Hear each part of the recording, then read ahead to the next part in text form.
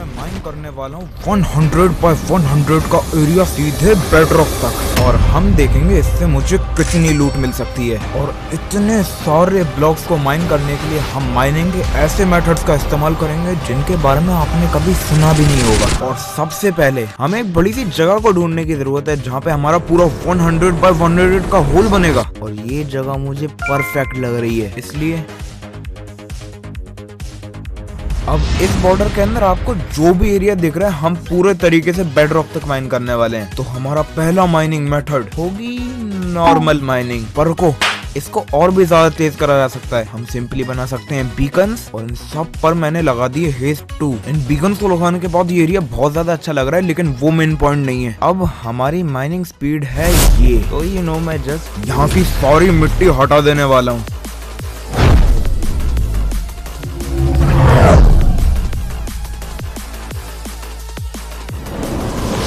ओह, मैं स्टोन के ऊपर आ चुका हूँ, और ये कितना ज्यादा सेटिस्फाइंग है। हम आम की तरफ फोड़ रहे हैं पत्थर को, लेकिन इतनी ज्यादा माइनिंग करने के बाद हमारे पास आ गई है बहुत बड़ी प्रॉब्लम। हमने अभी तक सिर्फ इतना सा माइन करा है, लेकिन मेरी पिकैक्स और शवल की हेल्थ ज्यादा अच्छी नहीं लग रही, और एक्स्ट्रा से मेरे पास सिर्फ इतनी पिकैक्सेस हैं। ये कहीं से भी काफी नहीं होने वाला, हमें पूरे बेडरॉक तक माइन करना है। मुझे लगता है हमें अब और भी ज्यादा टूल्स की जरूरत है, तो मैं क्राफ्ट करने वाला हूँ पूरी 5 डायमंड की पिकैक्सेस। इनको हम फुली अपग्रेड करेंगे नेथराइट तक, और अब बस एक फाइनल स्टेप बचा है। मुझे इनके ऊपर लगाने होंगे हमारे सारे मैक्सिमम एन्चेंटमेंट्स, एफिशिएंसी 5, अनब्रेकिंग 3 और मेंडिंग। आई थिंक हम लोग अब रेडी हैं। हम अब वापस माइनिंग करना शुरू कर सकते हैं।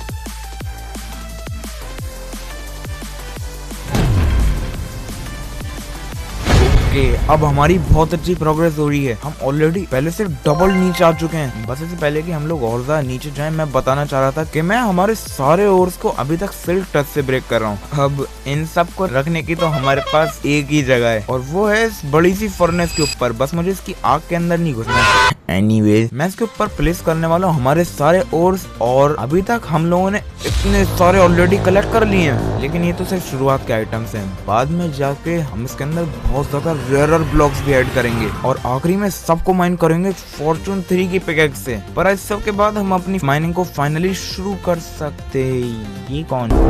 वेट, मेरे पास एक आइडिया। हमें सॉर्स को टेम कर सकते हैं ना? हाँ, परफेक्ट। ये अपना हमेशा के लिए दोस्त बन चुका है। अब पूरी रफ्तार में घूमा जा सकता है, और इन घुसपैठियों को हटाया जा सकता है। पर अब मेरे पास माइनिंग के लिए बहुत ज्यादा अच्छा आइडिया है। इंस्टेड ऑफ हम इस पूरे होल को नीचे तक एक साथ माइन करें, क्यों ना सिर्फ एक चंक को माइन करके देखा जाए। इसको खोदने के बाद हमें पता लग जाएगा कि एक्चुअली कितनी ज्यादा देर लगती है सबको हटाने के लिए। तो ये है एक माइनक्राफ्ट का चंक, अबाउट 16 बाय 16 ब्लॉक्स लंबा। तो अब मैं इसकी माइनिंग के टाइमर को शुरू करने वाला हूँ अभी।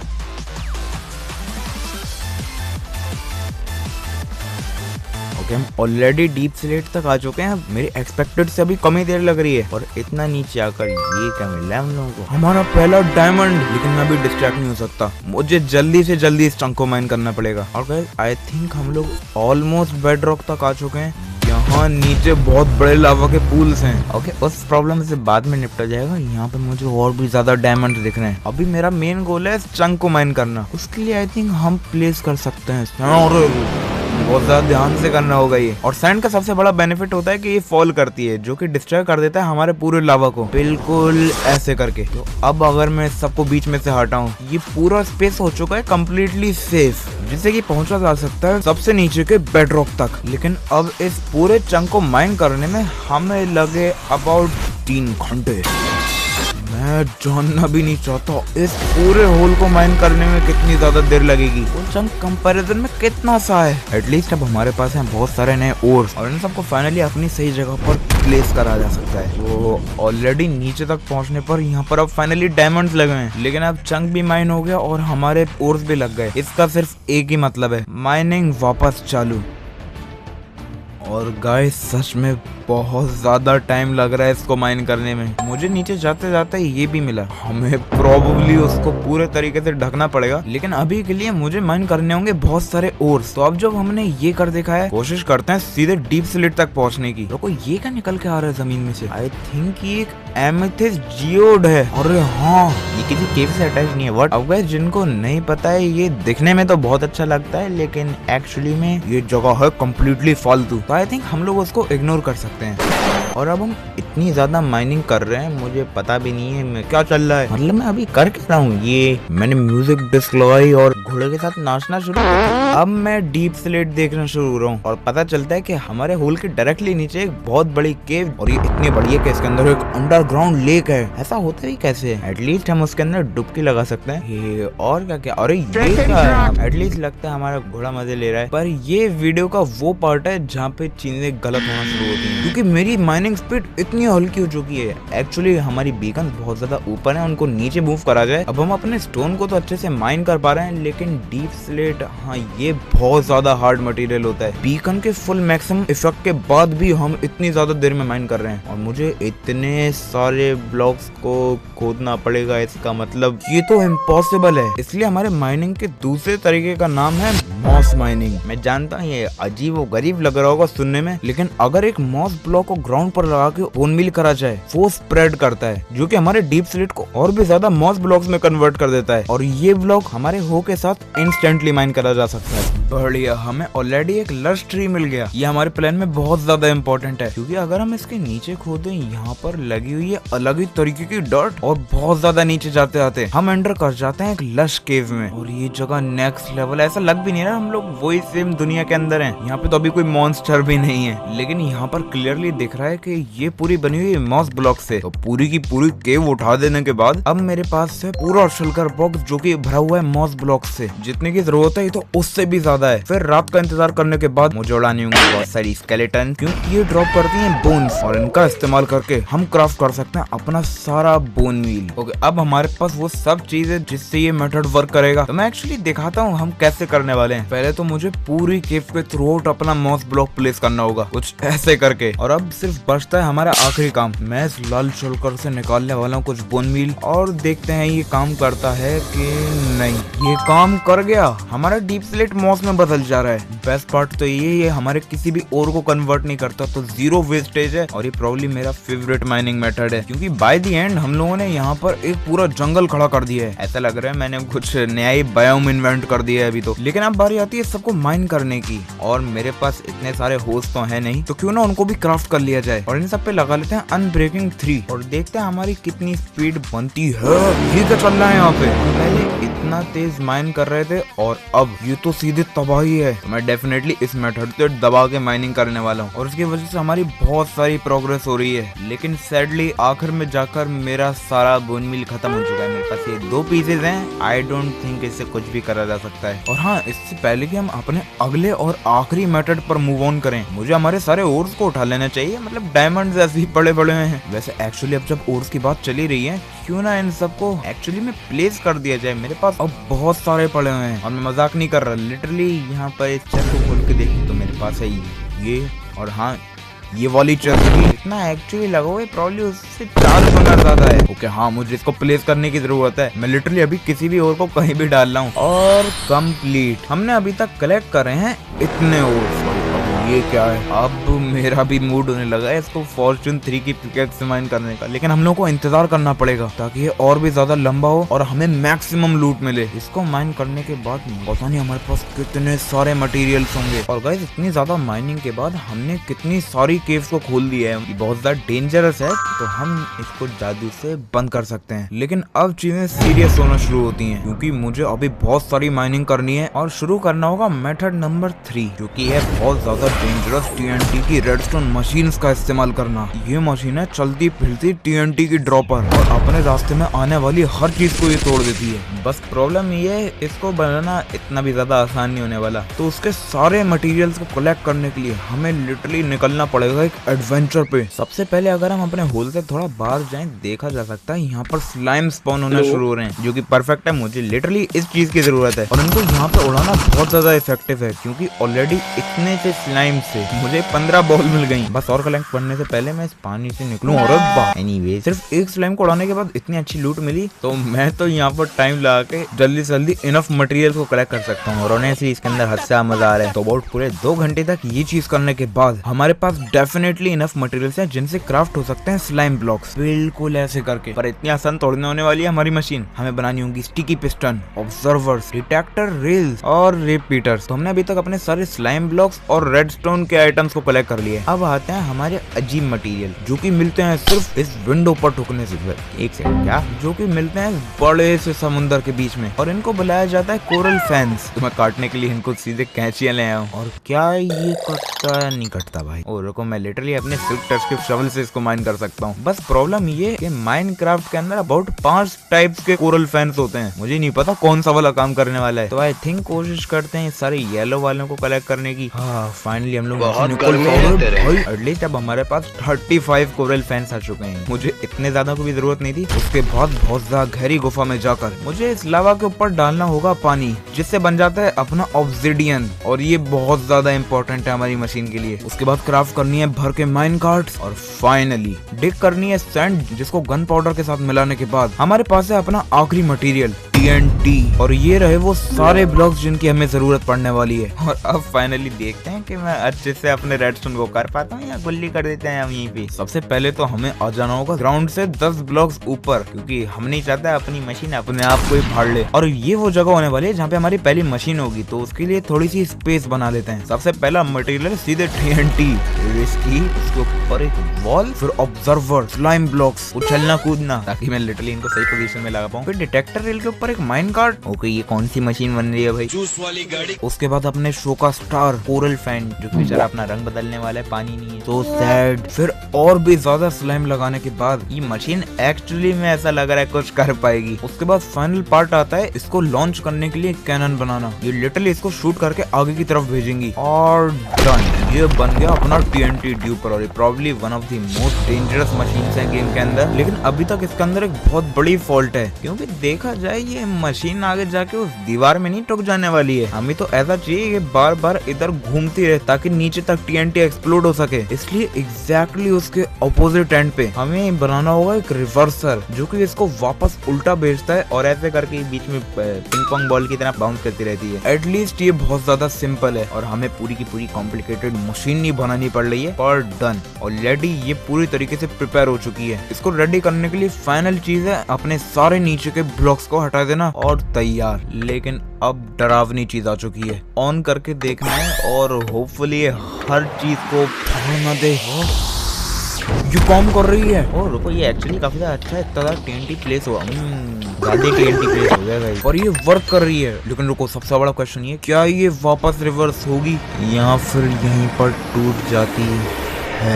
कोड दिखाया उसने, ये तो बहुत ज्यादा इफेक्टिव है। अब बस इस मशीन का फाइनल टेस्ट हमें चेक करना है। इतनी तबाही के बाद क्या इसको रोकना एक्चुअली पॉसिबल है या हमेशा के लिए TNT ड्रॉप करती रहेगी? उससे पहले लेकिन जरा ये तो देखिए, मुझे आधा घंटा तो लगता इतने सारे ब्लॉक्स को माइन करने के लिए, जो इसने अबाउट 1 मिनट में उठा के फेंक दिए हैं, और ये मशीन रुक गई। ओके, ये one of the coolest machine है जो मैंने आज तक बनाई है। इसने ऑलरेडी इतने सारे ब्लॉक्स को फोड़ दिया। सैडली कुछ ओर्स भी डिस्ट्रॉय हो जाते हैं, लेकिन कंपैरिजन में हमारे लिए बहुत सारे ओर्स खुल के भी बाहर निकल आ जाते हैं। पर क्योंकि ये मशीन इतनी ज्यादा इफेक्टिव और अच्छी है, हम इस पूरी दीवार पे जस्ट ऐसी 10 बना सकते हैं। और अब ये सारी मशीन्स बन चुकी हैं। मुझे अब हिचकिचाना नहीं चाहिए, ये बहुत ज्यादा डेंजरस होगा, लेकिन हमें बहुत सारे डायमंड्स भी मिलेंगे। तो इनको मैं लिटरली जल्दी से ऑन कर देता हूँ, क्योंकि जीत के आगे डर है।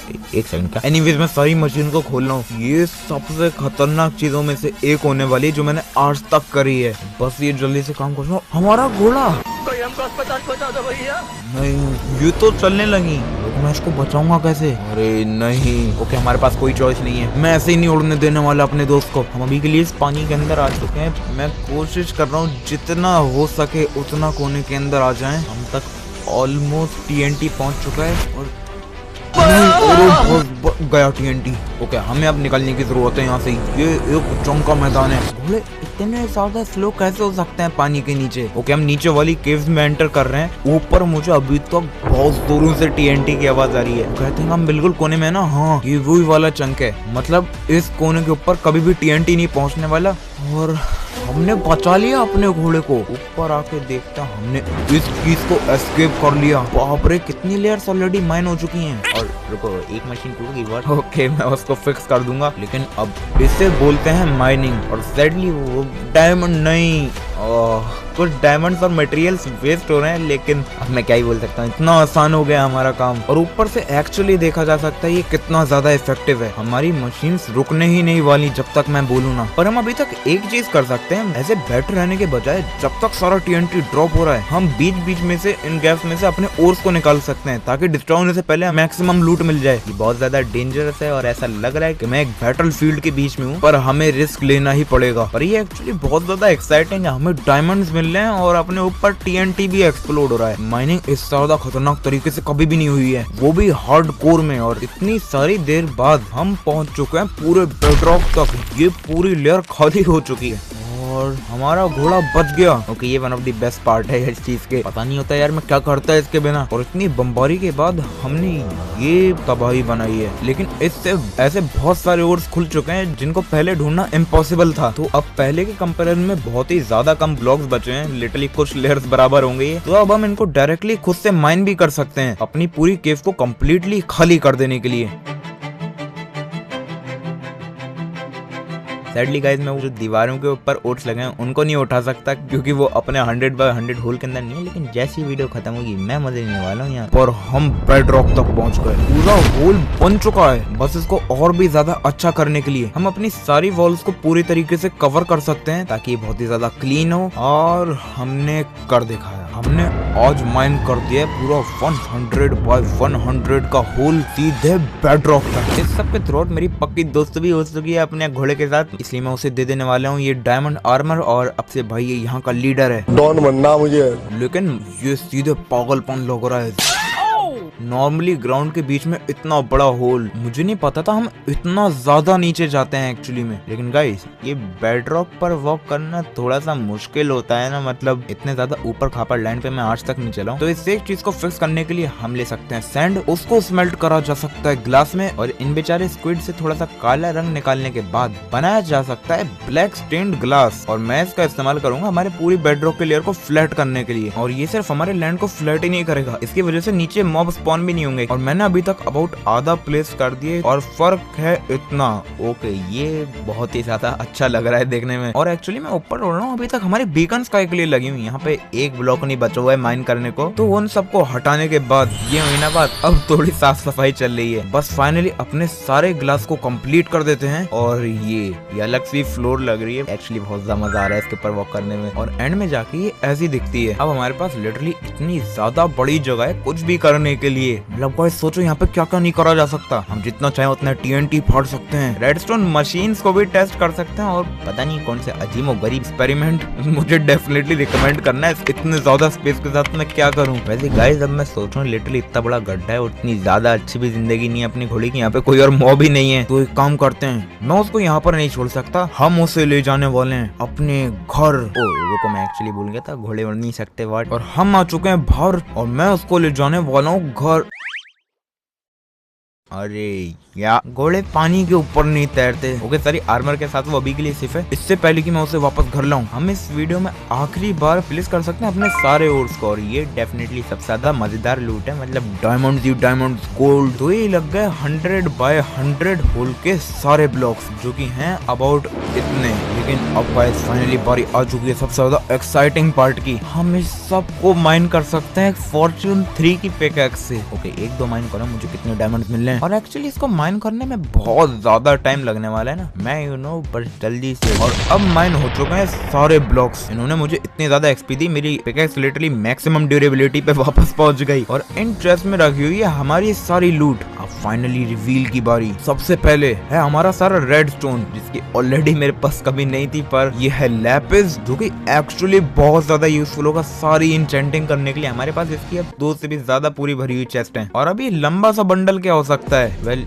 ये हमारा सारा कॉपर सबसे ज्यादा कॉमन और होता है, मतलब बस ये मैंने जिंदगी में इतना कॉपर माइन नहीं करा है जितना आज हो गया। फिर सारा कोल, मेरे पास इसकी कोई भी कमी नहीं होने वाली है। अब थोड़े काम के ब्लॉक्स, हमारे पास है एक फुल चेस्ट आयरन की, और कई सारा इधर भी पड़ा हुआ है। और अब बारी आती है अपने रेयरेस्ट ब्लॉक्स की, जो कि है इन 2 चेस्ट में। ये रहा हमारा सारा गोल्ड और अपने डायमंड। हमारे पास इससे इतने सारे मटेरियल्स आ चुके हैं कि अब मुझे माइनिंग पे कभी जाने की जरूरत ही नहीं है। और गाइस बस 1 सेकंड, अभी तक मैं अपने हॉर्स को घर लेकर नहीं गया। आप लोग कमेंट्स के अंदर बताइए एक्चुअली कौन सी बिल्डिंग के अंदर इसका घर बनाए, क्योंकि देखो गाइस बेचारा बेघर है, रो रहा है कितना।